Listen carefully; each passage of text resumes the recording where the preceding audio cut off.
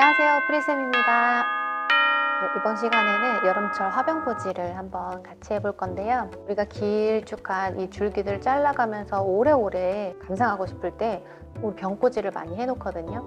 물을 계속 갈아주기도 해야 되고 한 번씩 밑에를 줄기를 정리해줘야 되기 때문에 번거로워하는 분들도 계시지만 물올림을 하고 아이들이 좀 꾸준하게 이 모양을 끝까지 개화하는 것들을 볼 수 있는 가장 좋은 방법 중에 하나가 이 병꽂이입니다. 오늘 하얀색 장미라든지 특히 이 카네이션은 제가 염색을 직접 올린 카네이션이거든요.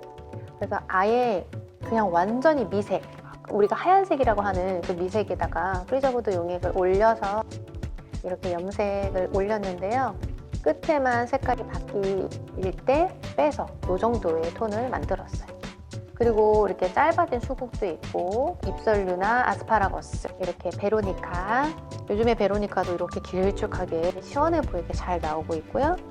또 이런 페니쿰이라는 소재, 그 다음에 우리가 석죽이라고 부르는 이런 보라색 석죽이 있는데요. 이 소재 같은 경우는 줄기가 이게 마디로 되어 있어서 똑똑똑 끊어지는 그런 경향이 있습니다. 근데 외국에서는 얘를 그냥 카네이션이라고도 부르기도 해요. 마디가 똑같아가지고.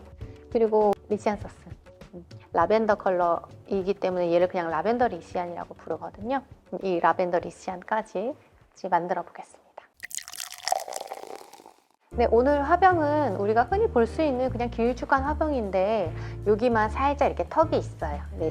그래도 어쨌든 높이가 이렇게 좀 올라오는 화병이거든요. 그래서 오늘은 작은 사이즈로 할 게 아니라 여름 소재들이 가지고 있는 이런 길쭉한 라인의 느낌을 시원하게 보여줄 수 있는 그런 화병꽂이를 할 거고요. 특히 이 수국은 짧아졌을 때 그냥 이렇게 툭 하고 꽂아 놓아도 예쁘지만 오늘 저는 얘를 물속에 집어넣어서 이 안쪽에서도 색감이 날 수 있도록 한번 꾸며볼 생각입니다. 우리가 이렇게 조금 힘이 없어 보이는 수국도 있어요. 그런 애들은 저는 이렇게 똑똑 잘라서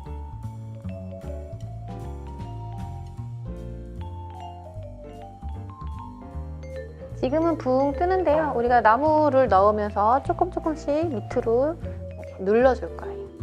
그래서 화병을 꽂을 때 사실 얘네까지 물갈이 해주는 거 좀 어려울 수 있습니다. 그런데 오늘 거는 짧아진 소재들을 이용하고 또 긴 소재들을 여기다 고정하는 거기 때문에 색감의 그런 임팩트를 조금 보여주고 싶었던 거고요. 특히 짧아진 수국들을 어떻게 활용해야 될지 모를 때 수반에도 멋스럽게 할 수 있다는 걸 보여드리려고 해요. 먼저 우리가 가지고 있는 것 중에서 이 잎설류는 아주 추운 겨울 아니고서는 진짜 봄, 여름, 가을, 겨울 다 쓸 수 있는 그런 재미난 소재거든요. 그리고 되게 활용도가 높아요.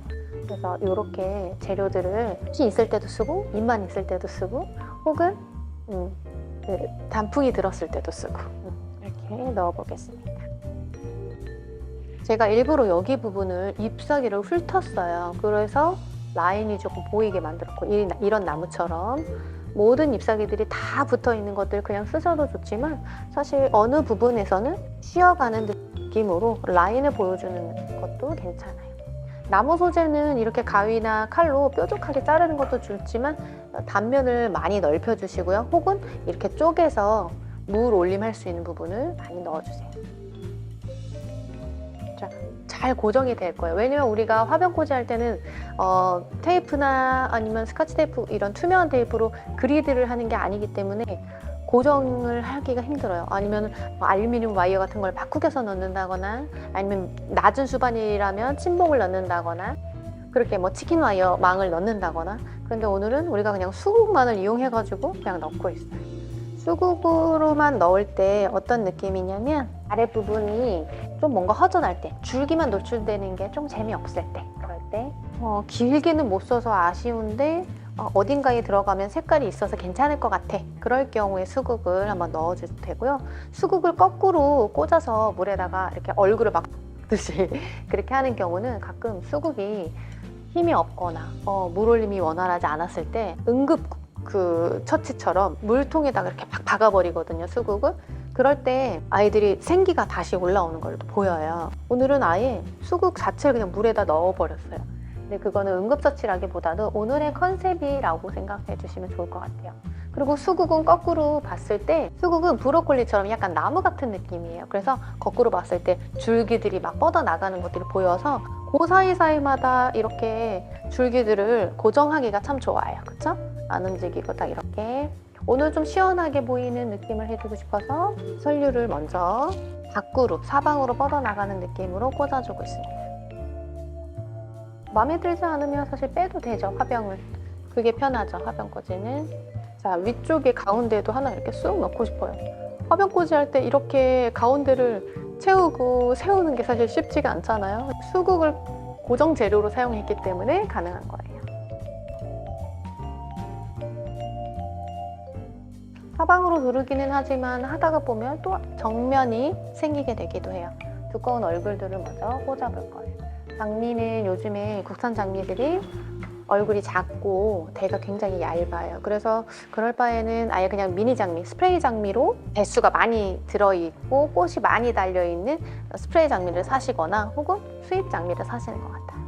자, 마르샤라는 장미는요, 끝에가 떡잎처럼 겉잎이 색깔이 초록색이 있어서 좋아하시는 분들도 있는데, 만약에 깨끗하게만 쓰고 싶다고 하면은 그 잎들을 좀 제거하고 얼굴을 좀 벌려가면서 사용하시면 되고요.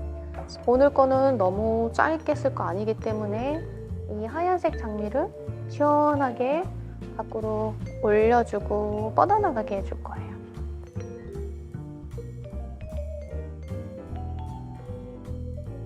항상 강조하지만 나한테 얼마만큼의 꽃의 양이 있는지를 확인하고 사방으로 할 건지 일방으로 할 건지 어느 부분을 앞으로 할 건지 정하시면 어떻게 포인트를 줄지 그걸 결정하실 수 있거든요.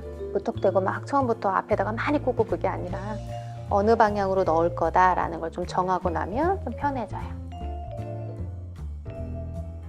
바깥쪽에만 있지 않게 일부러 가운데도 좀 넣어줄 거예요. 안으로 살짝살짝 수국을 눌러주면서 꽂으셔도 되고요. 수국 밑으로 줄기가 노출되는 걸 너무 스트레스 받지 않으셔도 돼요. 이미 수국이 들어가 있다는 것만으로도 색다른 모습을 보여줄 수 있기 때문에.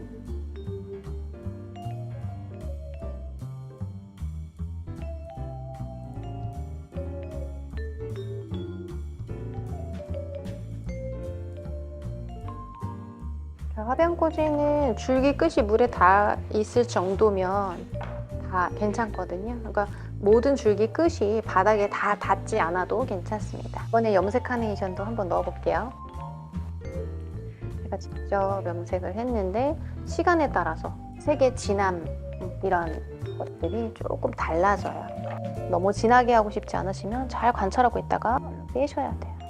사방으로 둘러서 보고 싶기 때문에 그 방향을 잘 계속 관찰하셔야 돼요. 어느 방향으로 보더라도 예쁘게 만들고 싶은 거니까.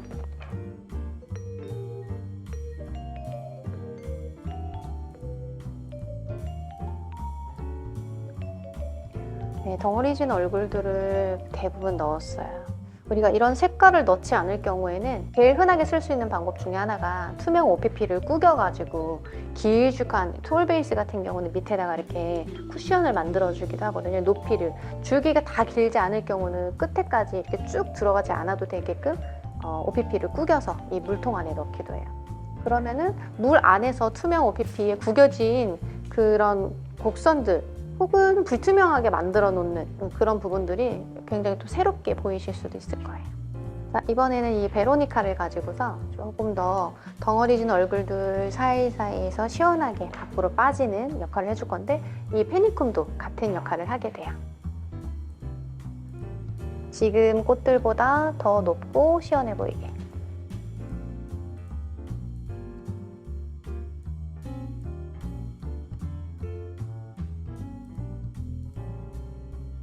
자, 리시안 소스를 가지고 있었긴 했는데 리시안이 많이 들어가지 않아도 괜찮을 것 같아서 몇 개 정도만 얼굴을 예쁘게 피워서 사이다 넣을게요. 색감이 조금 부족해 보이는 것 같은 부분에만 넣고 마무리하겠습니다. 여름에는 리시안 소스가 굉장히 상태가 좋고 예쁜데 가끔 보면 여기 안에 곰팡이가 있거나 아니면 애벌레가 많이 다니는 경우들이 있어요.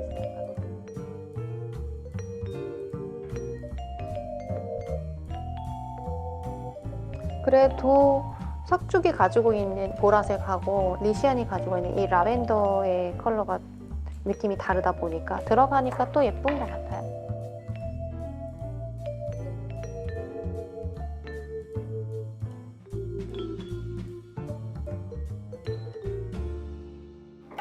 마지막으로 아스파라거스, 이렇게 늘어지는 소재인데요.